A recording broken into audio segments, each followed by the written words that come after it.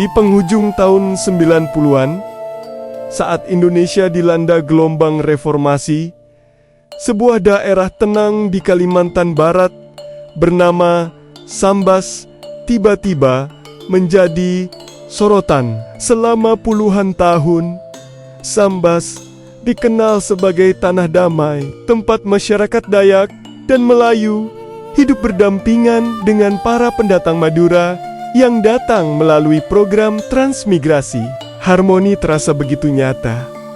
Pasar selalu ramai, suara azan berpadu dengan alunan musik tradisional. Anak-anak bermain bersama tanpa pernah bertanya, "Apa sukumu?" Namun, di bawah permukaan yang tenang, sebuah bara mulai menyala. Krisis ekonomi nasional membuat persaingan hidup semakin keras. Bisik-bisik kecurigaan mulai terdengar di warung kopi. Prasangka yang tadinya terpendam perlahan muncul ke permukaan. Cerita-cerita lama tentang perbedaan budaya yang entah dari mana asalnya diulang-ulang hingga dianggap sebagai kebenaran. Ketegangan ini bagai api dalam sekam. Tak terlihat, namun panasnya siap membakar kapan saja. Angin yang ditangguh-tangguh pun bertiup. Awal tahun 1999, di tengah suasana Idul Fitri yang seharusnya membawa damai, sebuah insiden kecil terjadi. Bentrokan di sebuah desa menjadi pemicu perselisihan besar. Kabar menyebar secepat kilat dari mulut ke mulut, menembus dinding rumah dan menyebar ke seluruh kampung. Ketenangan sirna seketika. Orang-orang berkumpul dengan wajah tegang, cemas akan keselamatan keluarga mereka. Tak ada yang tahu pasti siapa yang memulai. Tapi ketika rumor sudah menjadi fakta di kepala banyak orang, amarah tak lagi bisa dikendalikan. Dalam hitungan jam, konflik meledak. Masyarakat Melayu dan Dayak yang merasa harga diri dan tanah leluhurnya terusik, bangkit dengan emosi yang membuncah. Di sisi lain, masyarakat Madura yang terkejut dan ketakutan berusaha melindungi diri dan mencari jalan keluar, berharap badai ini segera berlalu. Namun, badai tak mendengarkan doa siapapun.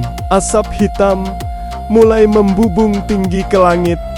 Dari berbagai sudut, rumah-rumah yang tadinya menjadi simbol kehangatan keluarga kini hanya tinggal tumpukan kayu yang terbakar.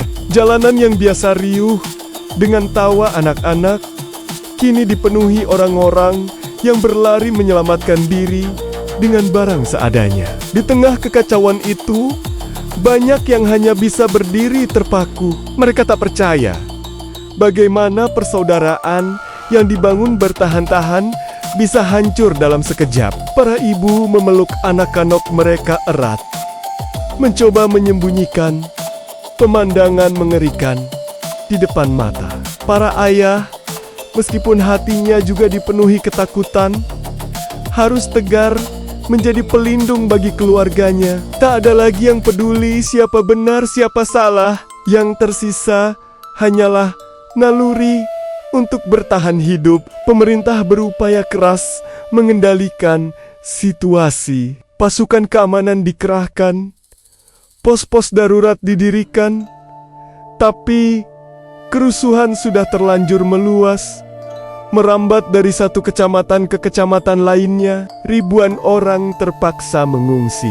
Mereka meninggalkan kampung halaman, menempuh perjalanan jauh menuju tempot-tempot penampungan yang penuh sesak. Di bawah tenda-tenda darurat, mereka duduk tertunduk, menatap masa depan yang buram, menangisi keluarga dan kerabat yang hilang. Hari-hari kelam itu terasa begitu panjang dan menyakitkan. Ketika api akhirnya padam, yang tersisa hanyalah abu dan puing.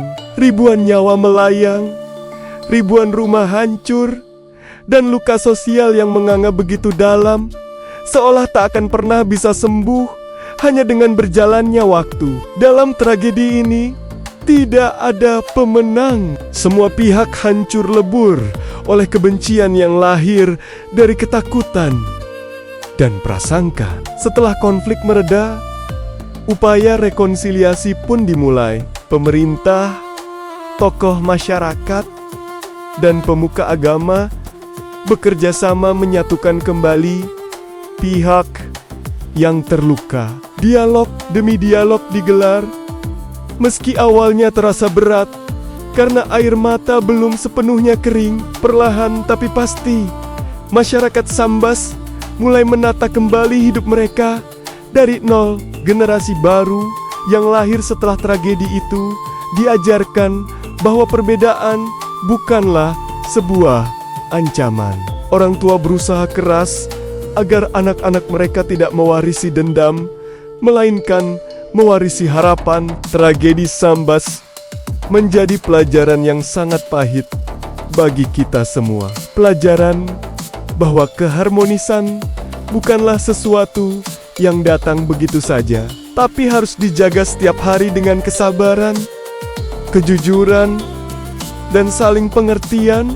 Tragedi ini mengingatkan kita bahwa prasangka yang dibiarkan tumbuh bisa berubah menjadi api yang melahap segalanya, dan tidak ada kekuatan yang lebih berbahaya daripada amarah yang lahir dari rasa takut. Kini, bertahun-tahun setelahnya, Sambas perlahan bangkit, pasar kembali ramai, anak-anak kembali bermain di jalanan desa, dan sungai yang dulu menjadi saksi bisu kini mengalir tenang, seolah menghapus kenangan pahit. Namun, bagi mereka yang mengalaminya, tragedi itu akan selalu terukir sebagai sejarah kelam, sebuah pengingat abadi agar hal serupa tidak pernah terulang lagi.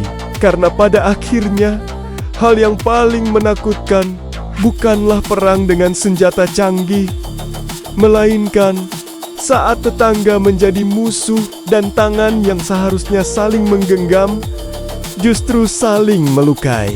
Dari sejarah kelam Sambas, kita belajar bahwa kedamaian adalah anugerah terindah yang hanya akan bertahan jika kita semua sebagai satu bangsa mau menjaganya bersama-sama.